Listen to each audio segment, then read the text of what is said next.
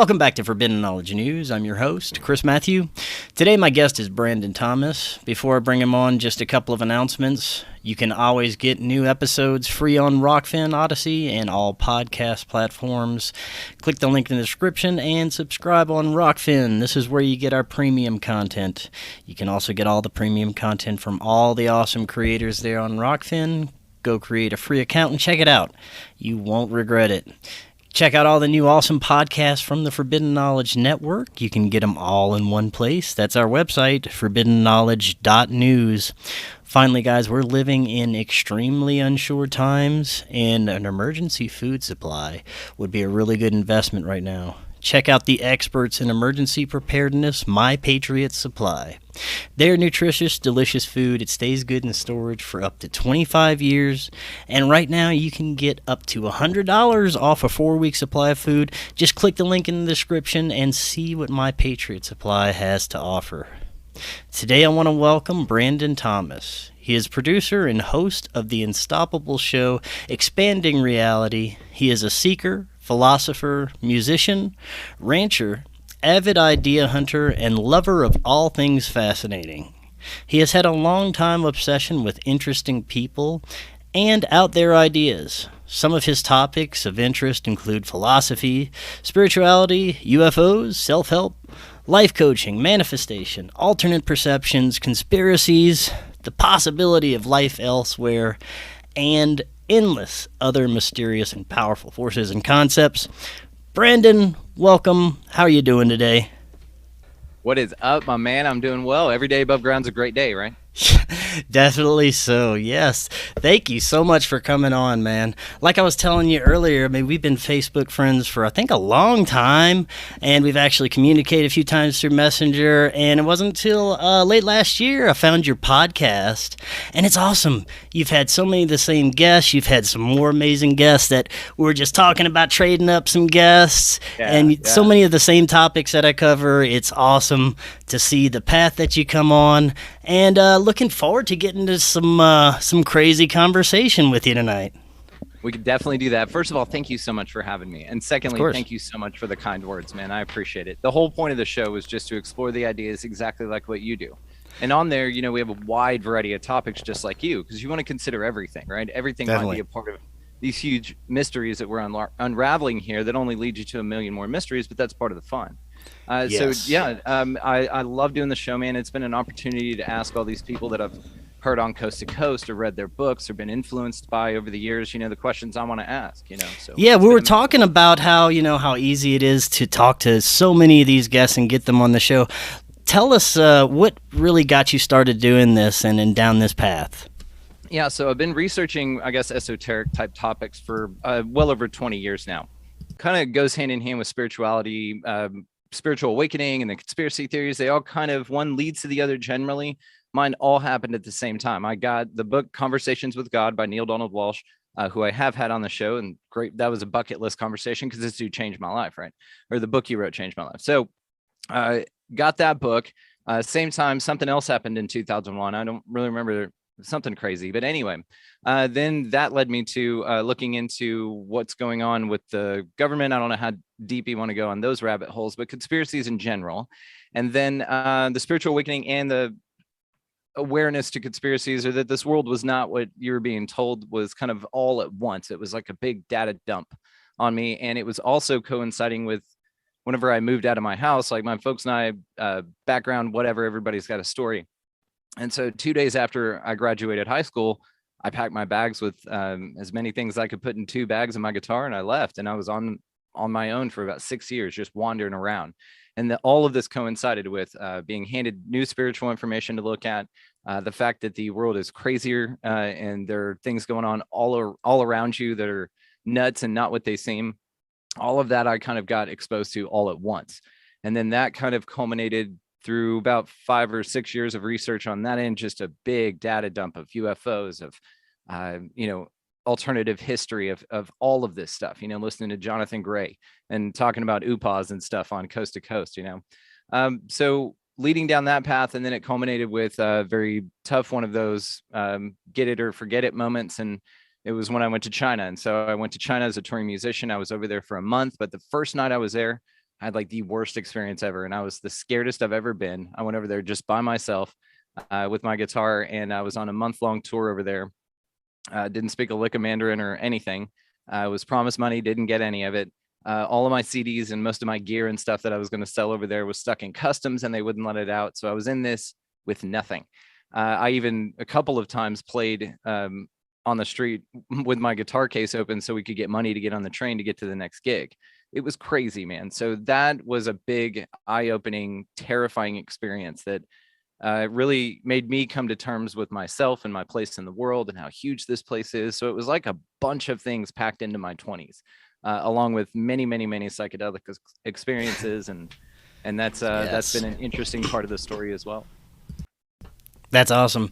That's great, man. Well, for me, it took a pretty profound, like, personal, unexplained experience to really get, propelled down the path I was going. I was already doing the show and everything, but really not dedicated to anything. Did you have any unexplained or any paranormal, strange experiences that kind of molded your path? So that's the thing. I'm always an inquisitor, not an experiencer. And I've said this on the show. I talk to people all the time that have had these incredible experiences. I'm just like, dude, this is so cool. And I'll walk around and I do work on my own little version of the CE5 thing because we have land out here. My wife and I live on 12-acre ranch. So we've got the room, and we could see a ton of stuff in the sky. It's wonderful. But nothing. I mean, I have no experiences other than psychedelic, ayahuasca included, that I could point to for being anything that was really extra sensory for me at all in that capacity. Now I'm fascinated by it. I love it. I totally believe these people. And I think they need folks like that too, that aren't experiencers, but that will take a look at it. Yeah. I was the same way for a long time. These were my favorite topics. I was a seeker, and I wanted to experience something. So, like, for a good portion of a few months, I was just focused on experiencing it, and then it happened, and it's a life-changing experience. So, don't stop.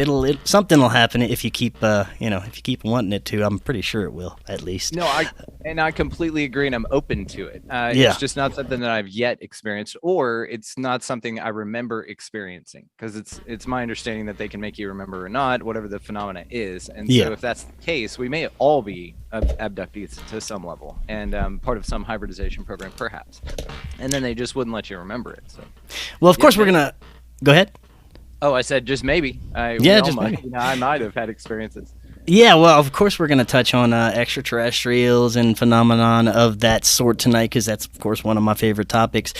But what are some of your favorites? What was the really passionate topics that you really get excited to do a show about? I love the alternative history stuff. I love the spirituality stuff, and anything UFOs, anything having to do with the strange phenomena that I feel is all connected. So, I mean, the nuts and bolts stuff is fun. And I think that there's definitely a place for that, but I think it's way bigger than that, even down to that our entire reality is just a projection that you yourself is creating. And there's nothing else here but you experiencing this. And so you could be manifesting all of these things in a subconscious psychosemantic type of way. We can't rule anything out on it. So whenever you explore those kind of topics, those are the shows I get really excited about. But same thing like having Max Egan on to talk about Tataria and the Mud Flood. I love stuff like that. I actually have an episode recorded that's not released yet. I don't know when this is coming out, with Michael Cremo. And we did the alternative history thing too. He's a forbidden archaeologist, man. Very cool. Yeah. So I love stuff like that. The old history isn't what you think it is kind of thing. Yeah, speaking of Micah Cremo, he was one of my first earliest guests, and he was so nice to come on when I had like maybe a couple of hundred subscribers and had no idea who I was. It was great. Love that guy. So looking forward to that episode. And you mentioned Hidden History, also one of my favorites. When did you start, really getting into and realizing how much of our history has been altered? Because we've got so many great researchers that are tearing apart mainstream history right now. You mentioned Max Egan and Tartaria. That is fascinating, that our history could be so completely different, and the technologies that we could have had in the recent past could have been so advanced. I mean, what do you think? Do you think that our timeline could be that shifted and messed up? So the most certain thing I know for certain is that I know nothing for certain. That has kind of been the motto. You'd think that Yes. would be a little disorienting, but really embracing that concept has really changed my life completely. So I don't know, but what I do love doing is exploring the ideas and going down that road. I can be just as passionate about exploring any vein of the idea that you'd like. Now, what I do think is interesting is whenever you take concepts like, let's say, the yugas or something like this, long periods of cycles over time, right? The precession of the equinoxes, things like that. What I think about alternative history and alternative timelines could be possible is that we all just kind of go through this huge cyclical type of an experience on this earth. I mean, the Hopi, the Mayan, a lot of cultures in the past, in the ancient past, have talked about these type of long cycle events. So if you tie that then to the idea of the spiritual awakening or hidden history or something like that, then you could see that in a yin yang type fashion, maybe there was a point where it was ultimate, pure, amazing light. And that's kind of the thing about Tartaria and about these ancient cultures is they were not primitive, after further examination and even talking to Michael Cremo, they go back hundreds of millions of years. So there's a massive either deliberate cover up or some sort of collective amnesia historically that we've got. Now, what I think is possible, back to the cycle thing, is that there was this high point of light. Some people argue that that was the time when Jesus was here, like the 1,000-year reign or whatever, and that the dark ages were just inserted as a marker, as a fake marker to account for some cover up that they were involved in as far as rewriting history. The old idea as well about Tartaria is all the buildings and the free energy, and that, it was just this utopian type society where that they don't have the struggles that we do just to survive. Like everybody ate, everybody, had a house, everybody had free electricity that was everywhere and wireless, some Tesla type technology that has been deliberately suppressed. And so now I think, though, that we've been in this period of the dark cycle, right? After they rewrote the history. Because if something happened and a nefarious action came out of some cataclysm or some takeover of that high advanced culture, then the victors are the ones that write the history. So they would be the ones telling you that the dark ages were a thing and that wireless electricity is not a thing. That's why you have to plug into it and you have to pay us for it. Things aren't the way that they could be as far as a utopian society here because we told you that it's not possible. Those are the people in power. And I think that this is another, again, cycle, and we're coming out of that cycle. I think a bunch of people are realizing that the trading your time for money thing is bullshit. And it's just kind of over, that's what I think is happening. That's what the awakening is. And so we're kind of coming back to this utopian society that was covered up in the first place, perhaps. Yeah, and I want to go back to the possible age and how old humanity could have really been, because I had Muhammad Abraham on the other day. He was talking about the possibility of up to 2 million-year-old Homo sapiens sapiens walking the earth, and the possibility that we could have been reset multiple times with multiple civilizations, multiple really advanced civilizations that were just advanced humans. They, not necessarily aliens walking around with us, building the pyramids, teaching us how to do this, but just really advanced, humanoids. What are your thoughts about that? I think entirely possible. I think also you can't rule out that maybe some time travelers in the future came back to a time long, long ago when humans weren't here to get some peace and quiet, maybe. And maybe something happened and they got hit in the head or something and then died. And then there they are, right? Yeah. And then we expose them later on as an ancient society that makes us think that we're way older, but it's actually super awesome time traveling people from the future that want some peace and quiet. A nice picnic in the ancient past where there was a lot of oxygen and it was really cool. Not really a lot of people around, you get some quality time in, maybe. But I think, though, to the more direct linear type line of time, that it's very, very interesting that this is entirely possible. I think that, and I was talking to Michael Cremo about this on the episode, that maybe the cycles of time, like the precession of the equinox, which we mentioned, which spans a 24,000 year period, then maybe it wasn't something that they did with math and calculated out. Maybe people were here for it and they could account for it because they were witnesses to it. I love that kind of stuff. And especially with the footprints found next to the other ones in Dinosaur Valley, which is like a park over here in Glen Rose, Texas, not too far away from us. But on the Paluxy River, and there's dinosaur footprints right next to human footprints, and they're dated at the same exact time. Things like that are really, really cool to me. I like the idea of having like a Stegosaurus buddy as a pet, and raising one and hanging out, or plowing with a, Triceratops or something in your backyard, and living in harmony with these things. I think that would be really cool. Yeah, definitely so. Yeah. And I want to get to, some more of the paranormal, metaphysical, and possible extraterrestrial possibilities in this matrix reality we're living in. But you mentioned people waking up right now, and I want to touch on this. I want to touch on, kind of our immediate dystopian reality that we're facing, and of course you and my audience know what's going on with that, know what's up with that. Nope. When did you see the BS behind COVID and the agendas, basically? 3 weeks in. I had about 2 weeks where I was like, oh, this is maybe something, and then you start looking at the signs and the rituals that they put out all the time to tell you that they're signaling something, that it's all connected and not for your own good. And whenever they started doing that, that's when I was like, oh, okay, I see what this is. And then you look at the 6 feet apart thing. Well, that's 666. And they had signs up about it all over the place. There was speculation. And I love these where they were like, well, that's the distance they need to facial recognition camera you. And so that's why they did that, perhaps. But the 666 thing, the covering of the face, that goes back to the Islamic tradition in the old days of dehumanizing someone. As well as everybody knows that there's a big difference between bacteria and virus. Maybe some of those masks work for bacteria, but they do not work for viruses. That is like the equivalent of putting a chain link fence up to keep mosquitoes out. It's not practical. It's not working. It's not for your health. It's a satanic ritual meant to dehumanize you and to get you so broken down that you comply with whatever they're doing. It's MK Ultra tactics right out in the open. Yeah, and this is where a lot of people check out, and that's where they stop doing the research and they just turn around and they say, no, I'm not going there. I'm not going to look at this occult BS because I don't believe that our leaders are doing this. I don't believe that our leaders are Satanists. I don't believe that yeah. Well, they believe it. They fucking do. That's for sure. They practice this shit. I mean, if, you don't have to, but they sure do. And it's going to be a part of your reality no matter what. So, yeah. And it has been for a long time. Everyone's MK Ultra mind controlled. If you've ever turned on a TV, you've been mind controlled. There's frequencies that come out in that box that are meant to subdue your subconscious and to keep you in this theta wave state that you're impressioned on. And so they can pop up. I mean, this is documented stuff, guys.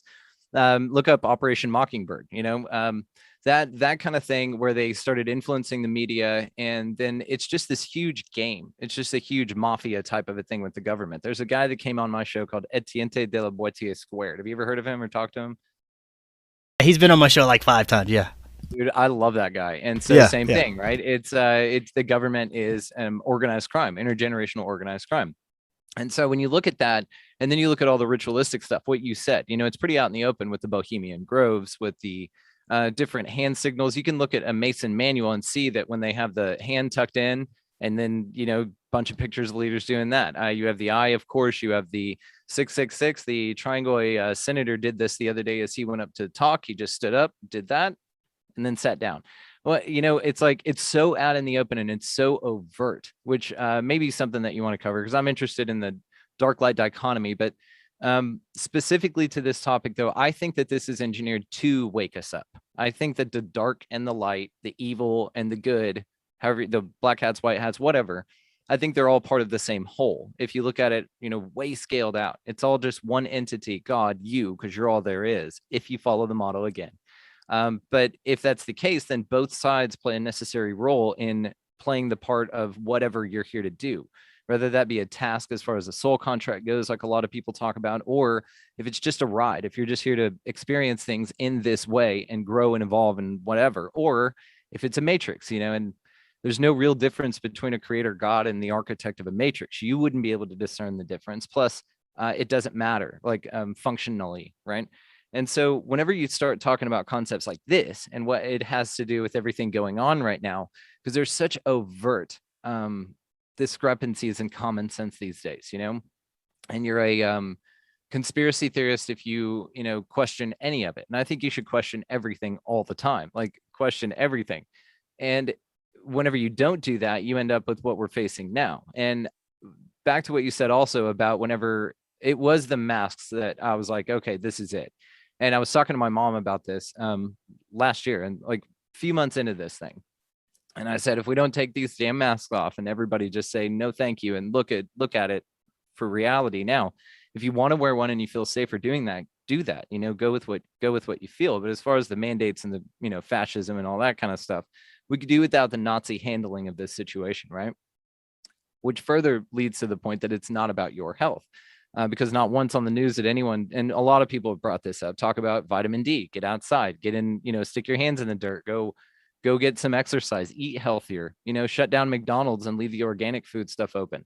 They didn't do any of that. And that's how it's not about your health. I mean, there's just some common sense. There's just some, critical thinking that you can do, and not even that many steps removed to get to these obvious truths of what's going on. But yes, to the awakening part, I think that this is necessary to jar people out of their comfortable existences. And I think that that's what this has done. That's the role that this whole thing is playing in this ascension process, if you want to call it that, because a lot of people are waking up right now. And by waking up, I mean that they're coming to the conclusions that you and I had a long time ago, as far as that the government is not out for your best good, as far as whatever you see on it, the news and everything is like an inversion of reality, and to just do you, tend the garden that you've got, which is what you can control. Yes, very well said. And for the people that aren't waking up and haven't seen that the world is for Christ's sake, the other day Biden, they had a picture of Biden getting the jab or a booster or something, and the guy getting him the jab was white, but his name tag, there was a black guy on the name tag, okay? So that's just one small example of how everything we're seeing on TV is fakery. I mean, we've seen, what's his name? I forget the actor that had the jab, but she squirted it out right before she gave it to him, and all this fakery. I don't even know if Biden's alive. It's like a weekend at Bernie's president. So nothing's real, and there's people that there are a lot of people waking up, but there's a lot of people that I think are choosing to go back to sleep right now because they're so terrified. They're so terrified of losing their job because of not getting the jabs, being ridiculed, being called this or that, being shunned, not being able to go shopping, not being able to take the trip, go to their favorite stores. They're going back to sleep because of fear. You see this happening as well? I do. Now, what's interesting about what you just said is that you can do without a lot of stuff. I think that people have gotten, comfortable, which is fine, but it's gonna then maybe you're having to ask yourself some tough questions now that you haven't before, which is, would you rather, do this thing or get this shot that you don't know what the hell's in it, that there's massive controversy, and all you have to do is just ask yourself, should I take this? And listen, be still and listen. If it resonates with you that you should, then do it. If it doesn't, then don't. I mean, that should be your compass at all times. And if that's the way that you want to go about it, then, so an example is my wife and I moved out to the country. We moved about an hour outside of the main city. We're about 20 minutes outside of any close city. Okay. But that was a trade-off for us. So we don't get delivery food out here. So we don't get Chinese food anymore. We don't get pizzas delivered. We have to get that or make things at home. It has been a trade-off, but what I do get every night is the Milky Way. I get to walk outside my door and do anything I want. I'm building a barn out here. I didn't need a permit for it because this is my land. Sweet. I have a fishing pond down there that I don't need a license for because it's my pond. And so that freedom I would trade off to get Chinese food any day. And that's kind of the equivalent to what people are being asked to do now. It's this freedom. It's this natural, what you should be living as far as your true calling versus this transhuman agenda, totalitarian type Nazi wet dream that's going on the other side. Now, whatever resonates with you, go with that. I'm not here to tell anybody what to do, but I will say that if you don't feel right doing it, don't. Yeah, that's very well said. And there's programming aspects to that too, because there's still days where I'm like, man, I woke up at noon, but I did all this work and I still feel bad for not, working a day job and doing this. And I'm like, wait, I've been programmed, man. I'm living my dream, doing what I've been wanting to do, doing what, so many Americans want to do, be able to work for themselves and do something they love. And, I get these little glimpses of feeling bad, not for, answering to somebody about it. It's like, that's all programming, It is programming, and I'm glad that you said that, because we don't think that. We think you're incredibly valuable. What you do, the show that you do, and the topics you cover, and how you are with your guests, dude, with your everything about it, man. You do an amazing job. And Oh, thank you. The check's in the mail for that, by the way. Yeah, right. Thank you. Yeah. And you work your ass off for this, man. So I know how challenging this is. So for anybody just to say, oh, you just sit down and do that, you don't feel validated taking money for what you're doing. Absolutely not. That is conditioning, because this is a 3D reality. But what you do is way more valuable than whatever 3D job you had before this, to a lot more people, man. Yeah. Now, we keep entering into this, further continuous dystopian reality, New World Order. They've even said it, man. So many leaders and politicians have said on the news outwardly in the past 2 years, New World Order. We're in a New World Order. Welcome to it. And people still don't. And, so many people aren't paying attention. We're just conspiracy theorists. We've been just saying this for years to jerk ourselves off, We have, and that's exactly the whole point. It's one large conspiracy circle jerk. That's even the hashtag that we use. So you guys go ahead and Google that. I've got a few thoughts on this. And I've gone pretty far down this rabbit hole, but I will warn you, a boundless optimist. So I see all of this working out great. I don't see a way in which this doesn't work out unbelievably amazing for those that are willing to do the work or to open their eyes to see truths for themselves. To the waking up part of this, that is a very personal thing that everyone must do on their own. For the people, and I did this for years, guys. I was a Paul Revere, everybody wake up. You've got to see this. The truth is right here. Watch Zeitgeist, go watch this movie. Go take a look at what's going on. You're being fucked. Here it is.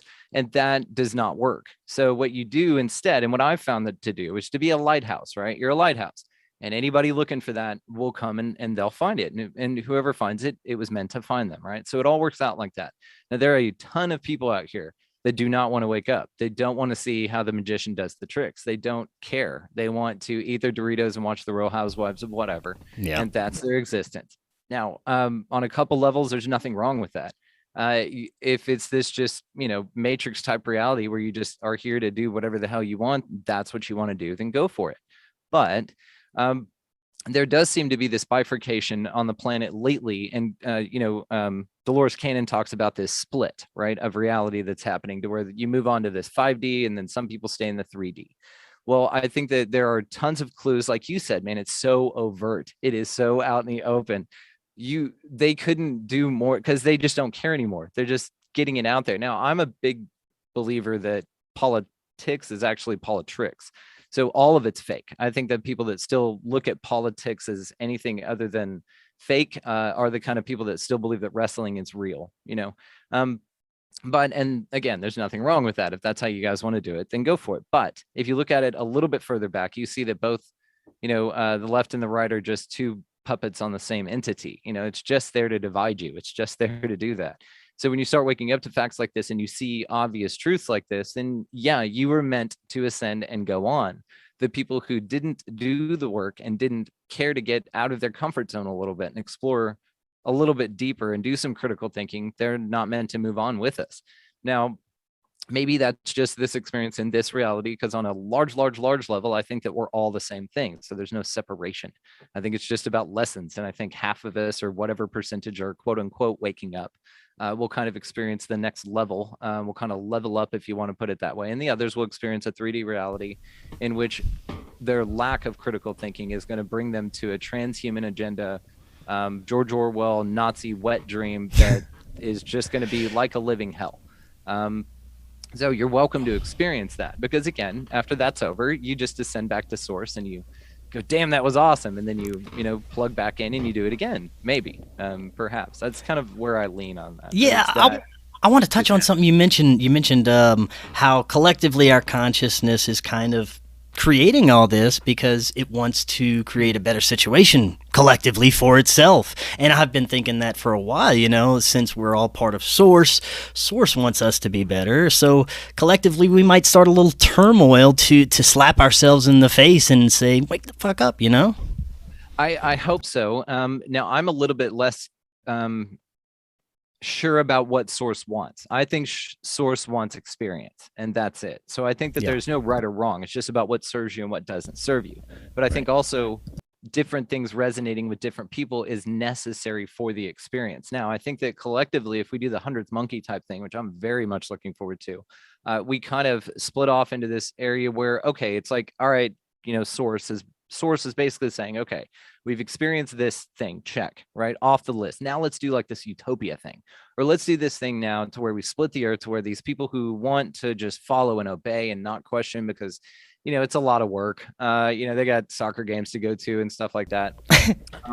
But those people will go over here and they'll do that. But the other people kind of level up and experience things from a different way. There's still going to be challenges, and there's still going to be bifurcations in experience, but it's going to be a lot less jarring, because now that's what source wants to experience. I think all of it's necessary. And the only thing that leads me to that conclusion is because it exists. It wouldn't be here if it wasn't necessary. Only the things that matter become matter, right? Yeah, that makes sense. That makes a lot of sense, man. Very well said. I want to talk about a little bit about today's music and programming, and even a little bit today with the media and movies, Netflix, all that stuff. You said you play music, right? You play guitar. Yeah, I was a touring musician for about 12 years. That's awesome. That's why I was in China. Yeah. Oh, that's sweet. Yeah, I played music.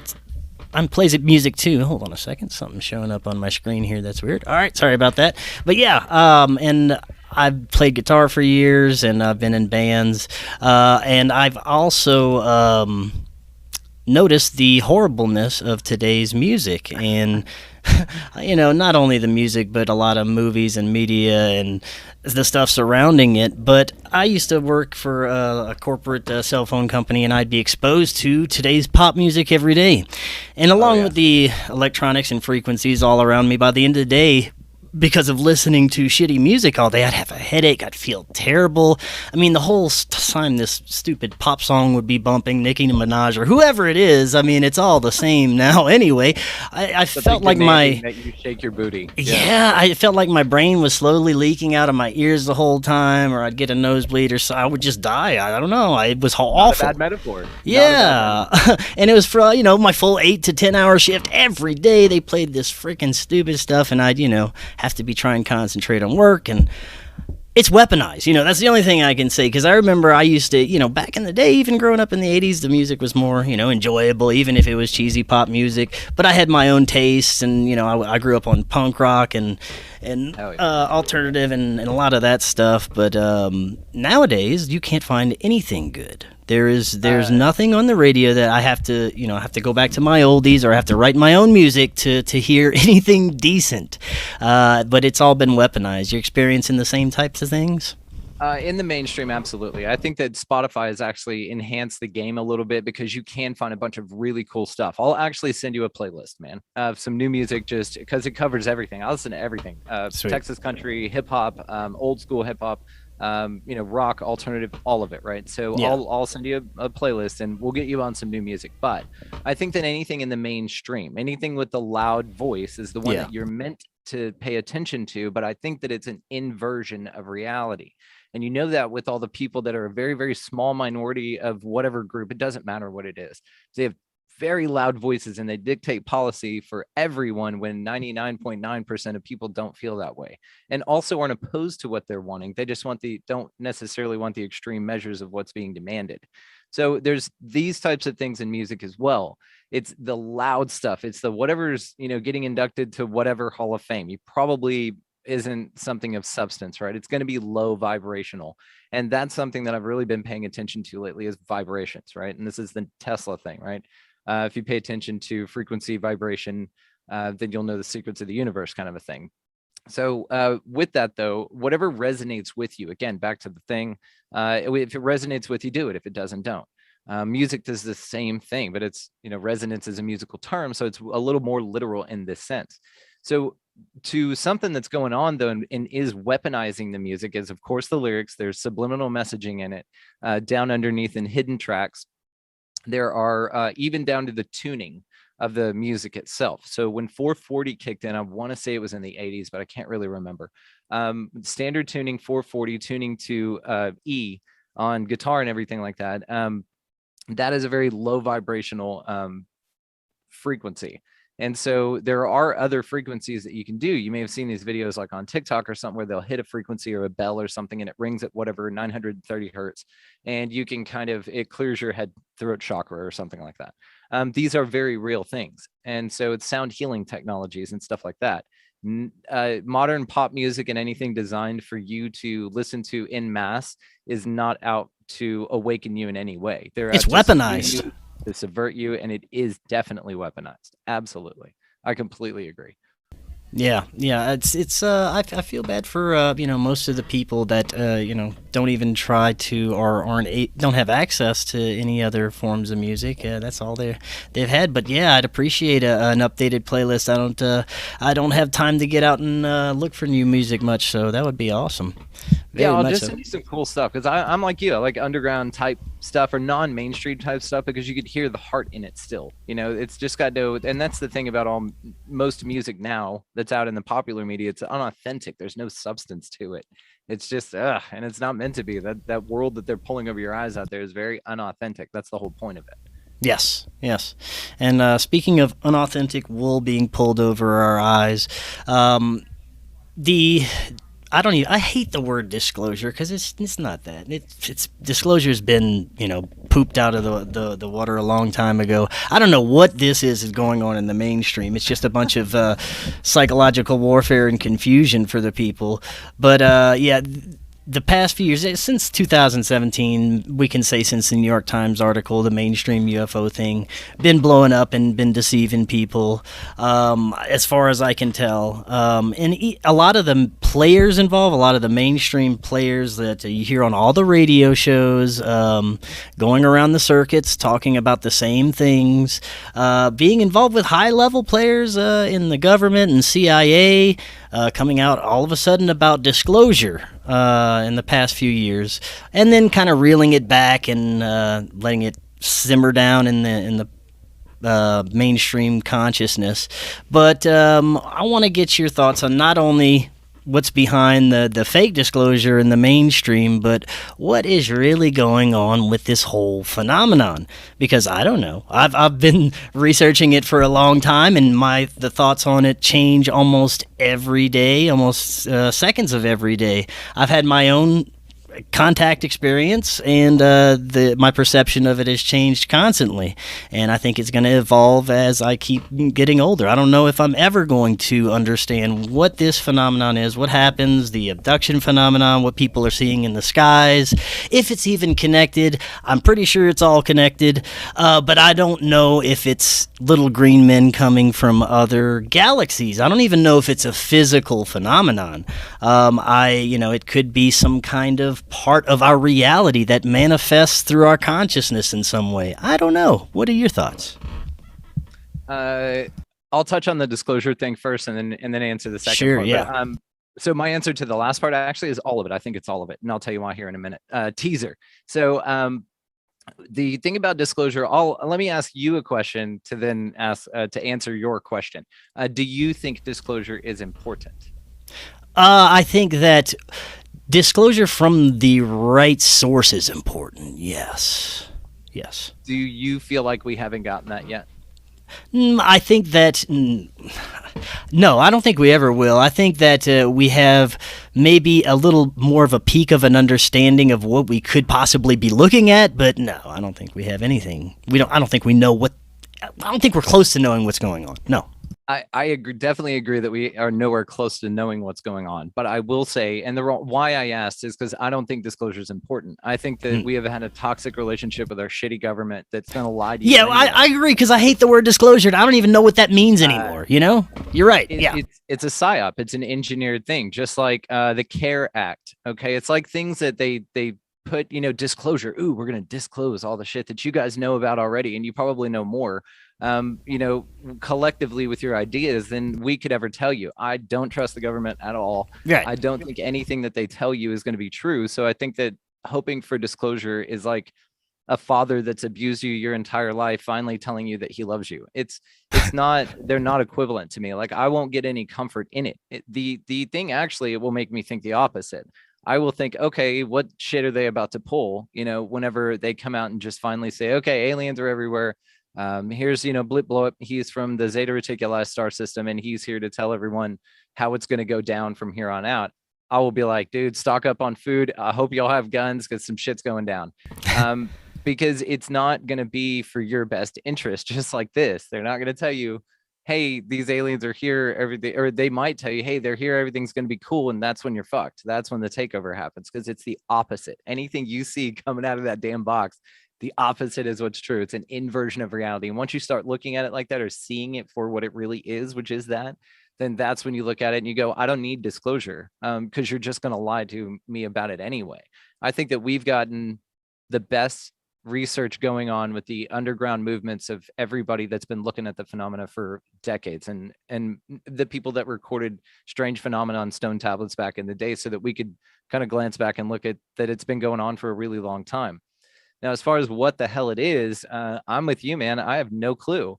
But another thing to the research would be that people like Diane Pasulka, Dr. Michael P. Masters, you've got a ton of people, Bob Davis, neuroscientists, Brent Rains, these guys that come in with these degrees and this knowledge of science. And then now they're asking these questions. Barbara Mango, Lynn Miller wrote the book Convergence.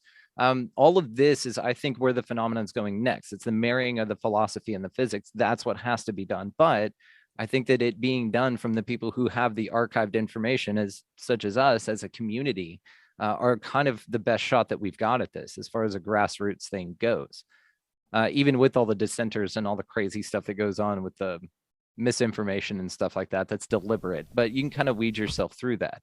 But as far as like what the hell it is, I don't know, man. My favorite, if I had a favorite, it'd be the time traveling humans from the future. I mean, because that's just so dope. It's so cool. It is, and I've considered that so many times. There is also this profound connection to other phenomenon, like paranormal phenomenon, especially when you go to certain areas that are like of high energy, high electromagnetism. Something going on in the area. Skinwalker Ranch, Mount Shasta. These new places they're finding, Blind Frog Ranch. All these strange places that have all this stuff going on at the same time. Ghosts, UFOs, weird Bigfoot pops up in there, all these strange things happening at the same time.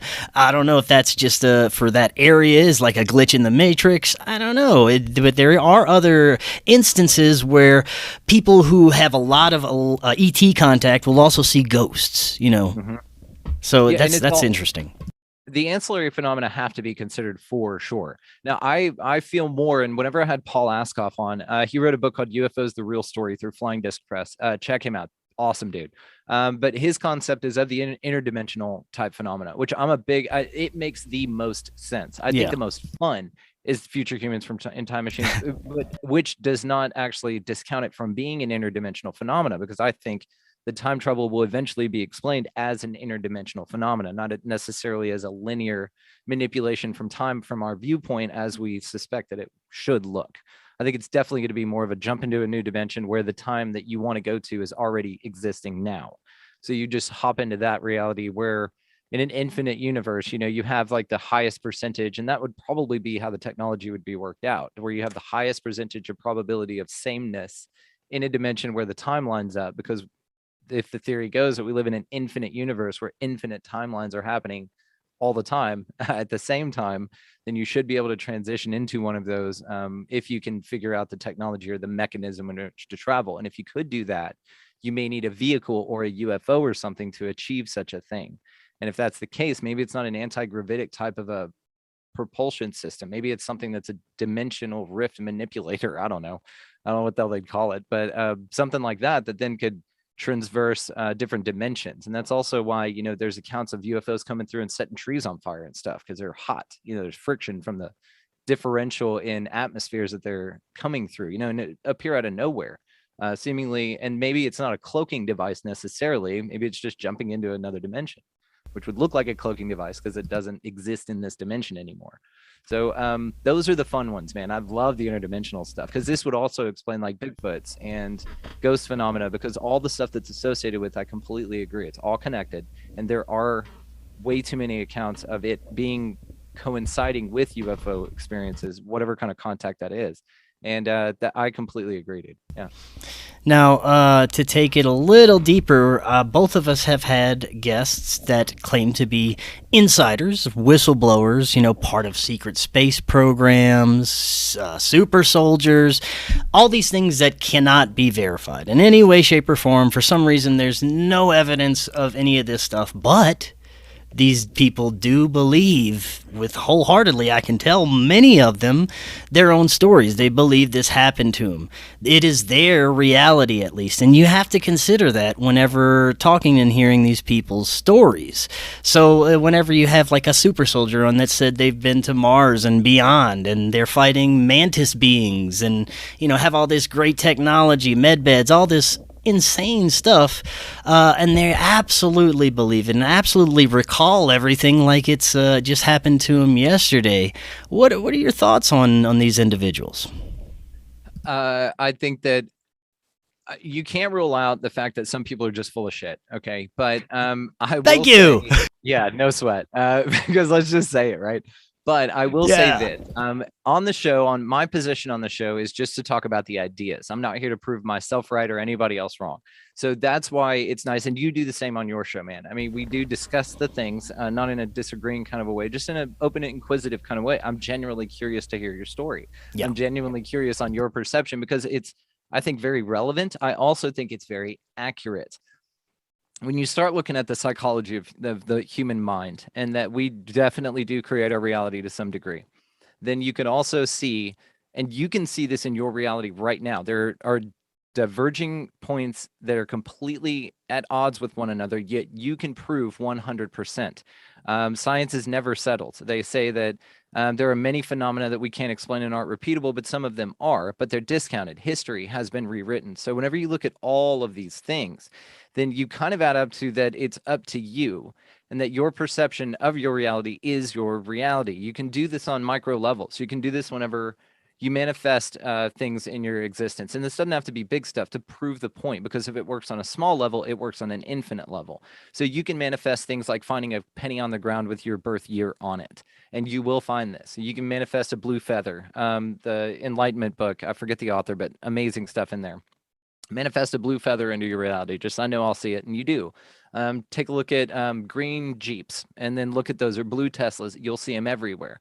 So whenever you start thinking in terms like that, then you look at the UFO phenomena, where there's 2 or 3 people standing there. A UFO will appear to 2 of them. The other one can't see it. Very plain as day, or vice versa, or none of them see it, or whatever. It's reality is created by your perception of it, and your paradigm is what filter you view this entire place through. So people who are, let's say, of a particular religion, when they die and they think that they're going to go to heaven or hell, whatever they think, that is created there, because it's absolutely powerful at the end, and you're, wow, and you can create that before you remember that you wake up. So it'll be instantaneous, but then you go back to source and then you remember, right? But if you ask me, and I've because I've entertained the flat earth type folks on the show as well, I find this fascinating. What I find more fascinating about it is the merriment of the 2 completely juxtaposed ideas that people can prove 100% on either way. Yes, you're right. That's interesting. And what's crazy about it is maybe it is that way because it is that way. So let's say, as this splinters off into a lot of stuff, and I'm going to do my damnedest to keep this as on track as possible, because I get excited talking about this topic. Okay, so let's say that your reality is created by you. So therefore, if you are an astronaut and you get on a rocket and they tell you that this rocket is going to take you to the moon, okay, and then you get on that rocket and you launch, you go to the moon. This whole place is basically like one of those choose your own adventure books, where you get to a certain page and then it's like, okay, if you want to go to the moon, turn back to 32, and you turn back to page 32. Not everybody does that. So other people experience different things around here. And that's why you get such a wide variety of experiences and stories and opportunities to do whatever the hell you want, because that's what this place is. So let's say that guy shoots off the ground, a ball will manifest underneath him. If you're a flat earther and you think that it's not, then nothing will be there and it will be flat. I think that the earth is, and this whole place is, whatever you make it. And whatever your belief or your paradigm is what manifests in front of you. I think you're 100% spot on, and I think that explains so many paranormal and ET experiences, why they're so personal to people. Somebody could be standing here experiencing something, and the person next to him, nothing. And every ET experience from contactees and experiencers that I've had on are completely different. Even though they may have little similarities, they may see similar looking beings, or similar types of experiences being brought on similar types of ships. None of them are exactly the same, and they're very personal to that person, very personal to that person's experiences. And I think that's what's going on with a lot of this metaphysical and paranormal phenomenon for people. And if someone is, trying to get proof of something along these lines, they're not going to get it out in the mainstream. They're not going to get it as a collective. They're not going to get it from science. They have to go seeking it for themselves, and that's how I came to understand the only way that I would experience is through seeking it through myself. That explains a lot why this is a very personal type thing that happens. And yeah, no, absolutely. And then it could be even down to that this is like a matrix or like a simulation type of a thing, which again does not go against an creator type of a thing. They're the same thing. They're just one's more technical, one's more, I guess, organic, if you want to put it that way, which is still kind of technical, right? Yeah. When you get down to building blocks of atoms and such. But if you are to take a look at something like that, then the matrix could be something to where it only renders what's here for you, and that history, after you are here and you're conscious and aware, don't exist. It's just this particular moment that you are experiencing because you paid somebody on another reality, $50 to sit under a helmet that you experience as a lifetime in this life with all of the cool stuff here and all the fun things to do. But really, you're just in an arcade in some other dimension somewhere with a helmet on that tells you that this is what you're experiencing. We don't know that we're not just brains in a vat somewhere being fed electrical signals to the different positions of our brain that tells us that we're seeing things or smelling things or feeling things in such a symphony of a way that organizes itself as a manifestation of a reality that you experience, because you wouldn't be able to tell the difference. Whenever though, then that you talk about manifesting your reality and creating things to the matrix idea or to the simulation argument, it would be then something that would be very personal to you, because all it needs to render is what's right in front of you. Nothing exists outside of what you're not observing. So China is not there for us right now because we're not looking at it. There's nothing behind me except for what you can see in that camera because I'm not observing it. These are the little things, but what's really fun is whenever you figure that out and then you start hacking reality with manifestation techniques, with different fun things to do to really empower you to realize that this place is for you and that it's much more manipulatable and much more of a participatory universe than you could ever imagine. It's great. Yes, that's awesome. Very well said again.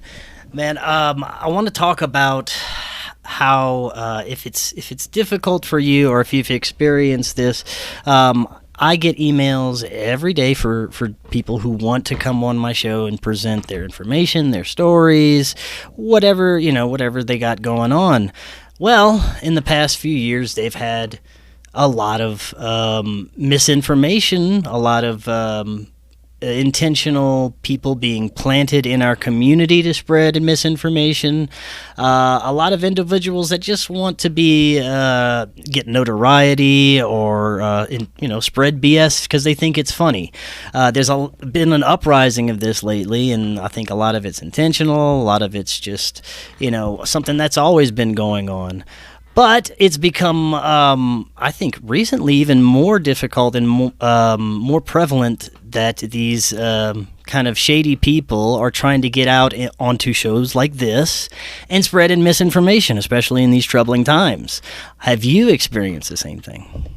A little bit, but not. And how do you kind of vet these people, I'll suss it out before I agree to have them come on the show. I'll hear certain things. Now, I will also give certain folks benefits of the doubt because, again, I'm not here to tell anybody that they're wrong or not. And it's very hard for you to judge. And maybe the information they have, they're reporting through an altruistic motive, but it's not necessarily accurate. So to go through like a vetting process to make sure everything is exactly what they say it's going to, if that were the case, I wouldn't have talked to half of the people I have that are yes, that's right, and had some of the most amazing conversations. I think it's up to my job, or the way that I feel my position is to put the information out there, analyze it as best as I can with an open mind, and then put it out. And if it doesn't resonate with them, then it doesn't. Dude, putting out that episode with David Weiss, that Flat Earth, it was a shitstorm in the comments. I didn't answer any of them. I didn't even look. I would peek in the door a little bit, and it was like tens of thousands of comments on this video about people just talking shit to each other,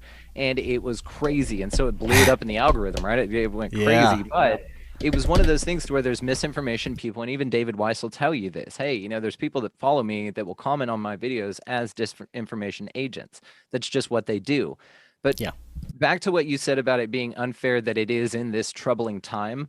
I think that it's the reason that the time is troubling. So I think that there's a lot of confusion here and a lot of misinformation. And I think that it's also coupling with the fact that we do realize that we create our reality a lot more consciously. So whenever you're exposed to all these different ideas, I think that's also the concept of predictive programming, of the elite or whatever archons are running this place, right?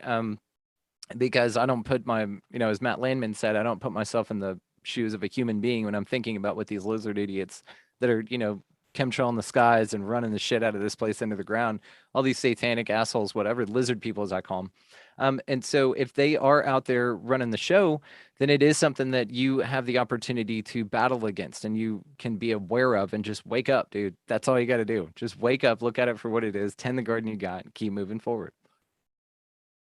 Yeah, I agree. I feel the same way. And for many of my guests, I have to just go with my gut instinct. After as much vetting as I can do, I usually just go with my intuition and gut with how I feel about our interactions before the show. And sometimes it doesn't happen, sometimes it does. So yeah, you're right. Go ahead. Yeah, and it does feel though like you do have to kind of do a little bit extra, but also you can kind of suss that out. You figure out, okay, well, I'm so, and I'll still put the episode out. I mean, it's like, go for it. Let's talk about the ideas. If it resonates with you, dope. If it does not, you can smell it immediately, and that person won't get invited on very many shows. They'll figure it out and whatever. But to the mental control element of it, I just wanted to finish on the predictive programming thing. Is that predictive programming is a very real thing. I think that there's a reason cognitively that they figured out how to hack this matrix, or maybe that's an artifact of the matrix, this system, whatever it is that there's this crazy lizard person opposition, but they don't have any real power of their own. We're all the ones with the power. So they have to trick us into creating the future dystopian shit that they want done here on this plane, whatever it is. So this is how I think predictive programming works. And this, or the example I would use would be about like past, present, and future timelines, right? So your past, or your now, because you're experiencing your now. Your past you remember, but you have to bring it to now to think about it because it's already over, right? But you can remember it. The only mystery is the future. Now, what that tells me is that it's a sea of potentialities. And a lot of people focus on this type of an avenue whenever you talk about why we don't know the future and why we can't travel into the future, whatever. But what it really is it's because it's quantum. All things exist at the same time. You're choosing based on your actions, intentions, intents, and all of that, which timeline you're going to go into, which is also co-collectively creative by all of us. So the lizard people put out misinformation, disinformation. They confuse the piss out of people to create all of these different realities here because we are the creators. And then if you look at things like I said, like predictive programming, they can make you predictively, collectively create the situation like 9/11 perhaps does, with it being all over news and media beforehand. The movie Under Siege with Denzel Washington. These things are implanted into the subconscious of humanity to create and to manifest it. Yeah, it didn't make sense. What are your thoughts about something like these Mandela effects that have popped up lately? I mean, for me, I see a lot of that could be just either misremembering or even something's changed online and on social media and on the internet and on TV. Maybe it's actually been changed. I don't know. What are your thoughts on some of that stuff? I am so glad you asked this because it has been something that I've been thinking a lot about lately. So Mandela effect, I fucking love. I love that one. But have you noticed a few new ones that pop up? Have you noticed that personally? I haven't. Well, no, not lately. Okay. So there's new ones that pop up every now and then. So what's interesting about this is, and why it relates to what I've been thinking a lot about lately is, have you ever heard of quantum immortality? Not yet, but now I have. Oh my God, dude, check this out. Okay, so quantum immortality is where you never die. Your consciousness never dies. It goes on to either another situation, another dimension, whatever. So Mandela effects can be explained by you actually dying in a reality that where that did exist, but then you're shifting slightly into, again, this idea of time travel into a reality that's so much like your own with just slight differences as to not be so jarring and for you to continue the experience that you're going to have. Because if you live, because the concept of infinity is crazy. It's crazy. So whenever you think about it, and if you can shift to different timelines, which I think you can do in this reality, and I'll tell you about that in a minute, but you can actually, whenever you die, then you shift into another one that's pretty damn close, where let's say, for instance, some buttons are different colors on your shirt. Maybe you then shift into a reality where every single thing is the same. It's just at the factory that made your shirt, they reverse this button, and that's the only difference in that entire universe. Dinosaurs existed. Everything happened. The only difference is that button and that button are different, which is imperceivable. Therefore, you wouldn't notice, but some are a little bit more obvious. And this may explain the Mandela effect. Dude, I love this idea. It trips me the hell out, because if you think about it, you never die. But anytime you think that you remember something differently, like that Sinbad was in a movie called Shazam and he was a genie, then you actually died back then. The other thing that's interesting is that maybe that's when the apocalypse happens, or that's when the world ends collectively. I've heard it explained like that we're spinning around in a sea of asteroids constantly. What if they destroy us every day, and you wake up in the morning after a dream, or what you thought was a dream, but it's all collectively us reanimating after our Earth was destroyed, and then now it's no, I'm your father in Star Wars instead of Luke, I am your father. You know what I mean? Or now there's not. Yeah, we're just like respawning after the asteroid thing, like in a video game, and just having these strange collective. That's weird, man. Yeah, that's great. Yeah, I like that. So even further though is this quantum immortality. How I was thinking about it is because I was talking to a guy named Dr. Ian Rubenstein. He's a psychic doctor, awesome dude. And so I was explaining to him that I don't think that collective reality is necessarily a thing. I think that you can actually do this and shift into different timelines, where the idea of shifting timelines isn't to change this reality to be what you want. That's manifestation, right? It's not changing this place. What it is you aligning to the reality which already exists, where the thing you want is there, and then you shift into it, right? And so you're a vibrational match to that reality. Okay, so if you think about this, then on a cosmic level, then whatever frequency you vibrate is what reality you shift into. So then, therefore, anything can be created, and then you could, let's say I want to tell people, hey, I can walk out in front of buses and I can turn invisible whenever they run through, and I won't die, right? Well, you're standing next to me on the street. Your reality, the one we're in now, is not a vibrational match to that understanding. So let's say I do, though, whenever I step out into that bus, I don't die. My consciousness doesn't. I shift into a reality where that bus passes right through me.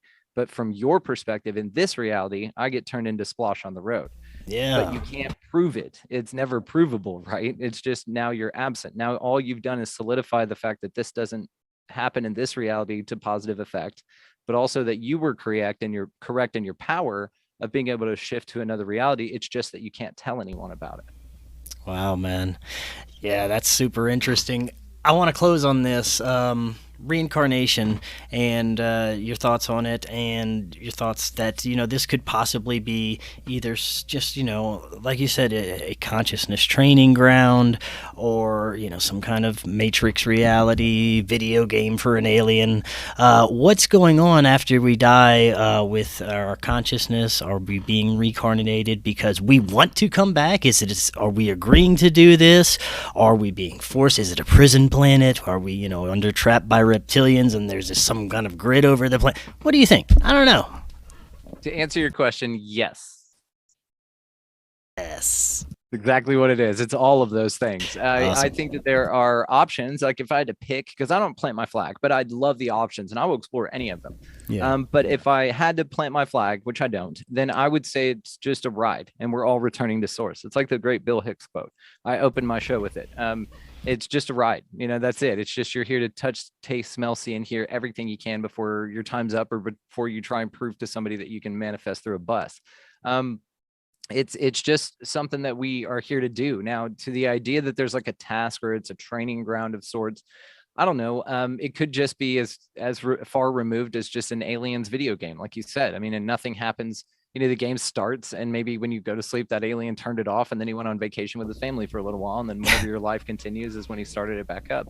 We don't know. But I love exploring the ideas, and I'm open to all of it. Like, I would be fine if it's just a ride and that we're here just to hang out and that's it. And then we all kind of return to source, The other thing would be that we're all just kind of quality control agents in the matrix, like, so this is a simulated reality. We are here, folks that are awake, I would say, are the ones here to point out that maybe that the matrix has some flaws in it, like child cancer, right? Like, we could do with that on the next one. And then we go and report back, hey, let's change this, this, and this. The fact that like things have to be destroyed to survive here, let's change that for the next one. I think it would, free up a lot of time for other things. So maybe it's something like that, where all of this is just an experience like that, where we just report back on changes that we think the next matrix should include. Yeah, man, that's super interesting. Man, I hope the audience right now, their brains bubbling out of their ears. I hope they enjoyed this, because I did. Brandon, thank you so much for coming on. That was awesome. And I would love to talk to you again. There's so much more we could explore and get into. Absolutely. No, and I've got some panel type stuff that I do on my show, and I've got to get you over on mine, man. We've got a lot to talk about, and this is only the beginning. So definitely, I'll come back anytime. I'm truly grateful for you having me on, brother. I'm a big fan of yours anyway, so this was an honor. Awesome, man. Well, thank you so much, and I'm a big fan of your show now. I'm listening to it all the time. Before you head out, let everybody know a little bit more about it, Expanding Reality, where they can find it, do some shameless promotion, social media, all that good stuff. Shameless plug. Let's do it. All right. Yeah. So expandingrealitypodcast.com. That is where links to all the socials will be. Just got on Rokfin for premium content. So if you want to see that, I've also got some extra premium content type stuff that I'm going to be doing, where I do some deep dives on some particular cases. So look forward to that soon. On the website there, though, all the videos are up. YouTube, all the links are there, so you guys can really just go check that out and reach out, dude. I love hearing from you guys. I've got some amazing people who listen, so thank y'all so much. And again, Chris, I can't thank you enough for your time, dude. This was badass. Yes, it was. I had a great time. Thank you, Brandon, again for coming on. And until next time, everyone, have an excellent evening, and we'll talk again tomorrow for day 0. Have a good one.